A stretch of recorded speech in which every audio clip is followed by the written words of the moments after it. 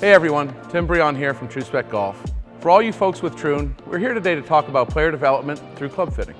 The first part of any professional club fitting process is called blueprinting. This is where we take your current golf clubs and we measure their specs, checking for both uniformity, consistency throughout the build, and to establish a baseline of the equipment that you're currently using.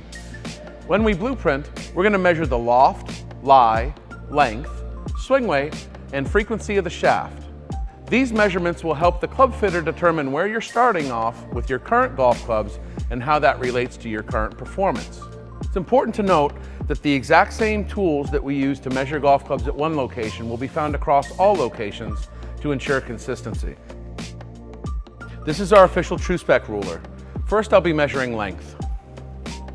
It's important to make sure that you set the lie angle on your adjustment ruler to the same lie angle throughout all of our locations. Next, we're going to take a look at swing weight using our swing weight scale. This looks at the balancing of weight of the golf club. If the swing weight is too heavy for a player, they may get tired later in the round or may tend to leave shots out to the right. For a swing weight that's too light, they may show a lot of inconsistency, and they may also tend to hit shots more to the left.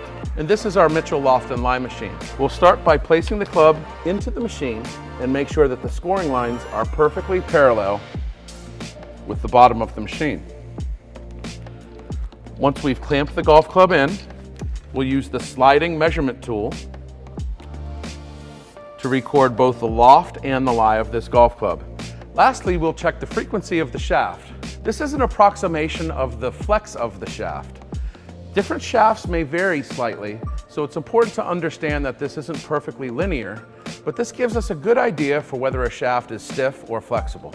To use the frequency machine, we first place the club into the vise holder, and we use specifically 42 pounds per square inch pressure on the grip. That will affect the way that the frequency machine reads. We'll then oscillate the golf club back and forth, and this tells us how many cycles per minute or how many times this club shaft will pass a fixed point when we oscillate the shaft like such. The blueprint sets the roadmap for the club fitter, which indicates which components should be considered and what specifications the club should be built to.